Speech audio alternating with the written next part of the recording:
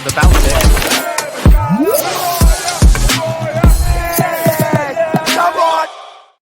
Yes, people, what's happening? Welcome back to the channel and welcome back to another transfer video. First things first, guys, make sure you smash up the like, subscribe if you're new around here, and as always, leave your thoughts in the comments. And before we dive into today's video, just wanted to address the terrible news that we've had this morning, that Diogo Jota, the Liverpool forward, and his brother have tragically died in a car accident in northern Spain. Terrible news. Another cruel reminder of how precious life can be. And yeah, sending condolences to him, his family, all Liverpool fans as well. Really sad news. But let's dive into the news today, guys. And Chelsea have held talks with Borussia Dortmund, our great friends over in Germany, who we love dealing with so much. We're back again, potentially. Kaveh Solakol at Sky reporting that Chelsea have held talks about signing Borussia Dortmund's 21-year-old centre-back, Soumaila Coulibaly, with a view to him playing for Strasbourg. Now, first things first, why do we do Strasbourg's business for them? Why can't Strasbourg potentially buy Coulibaly themselves? Obviously, they're looking at this as a probable replacement for Ismaila Sarr, who, not Ismaila Sarr, he plays for Crystal Palace. Mamadou Sarr, who joined us from Strasbourg this summer just gone. He has made his debut in the Club World Cup as a late sub against ES Tunis, I believe. And it's clearly a replacement for him. Now, no mention of a fee or anything like that, but Chelsea have already sent two players on loan to Strasbourg. Kendry Páez and Matissa Mugu are going on loan there. I would imagine they would like to save that third spot for Mike Penders, the talented goalkeeper that they've got really high hopes for. So unless they're not going to send Penders to Strasbourg, or Penders is going to go elsewhere, then Chelsea are buying Coulibaly and he might not have a space at Strasbourg. So then where do we send him? Which is the interesting thought here, which makes me sort of think, well, if it's with a view to him playing for Strasbourg, why is Strasbourg just not buying him? Now, Coulibaly himself, 21 years of age, textbook Clear Lake Blueco kind of signing. He spent last season on loan in Liga in France playing for Brest. And he has got Champions League experience. You know, he's playing for Brest. He joined PSG on a free transfer joined Dortmund, all the way back in 2021 on a free transfer from PSG in the under-19 side. And he's had loan spells at Royal Antwerp in Belgium and at Brest in France, as I said. Now, last season, he didn't play that much.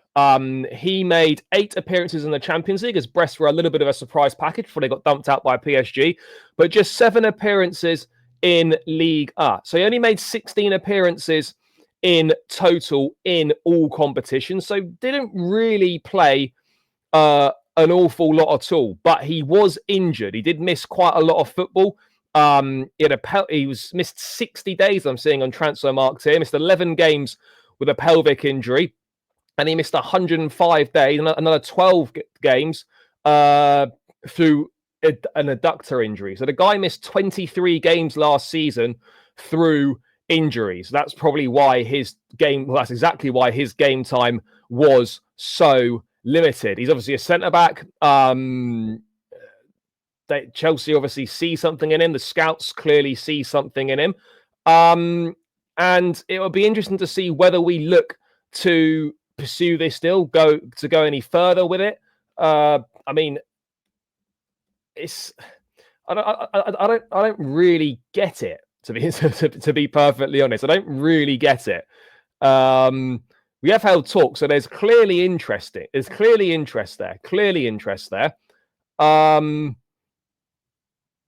But yeah, it's a strange one with a view to him playing for Strasbourg. So that must mean that he's going to go on loan there, unless this is not being reported particularly well, and Strasbourg are actually going to sign him instead. Now, having done a little bit of research in him, apparently, you know, he's good on the ball. He's strong in duels, reads the game well.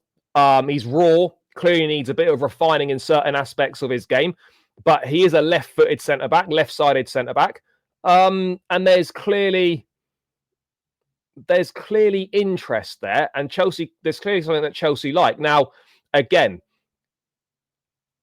this is where you sort of think maybe this is a bit of an agent deal here, because Ali Barat, who is essentially Coulibaly's right-hand man, he's part of kind of Epic Sports that deals with Blue Co. So he was a massive help in the Caicedo deal to Chelsea, the Nicholas Jackson deal to Chelsea, the Kendry Paez deal to Chelsea.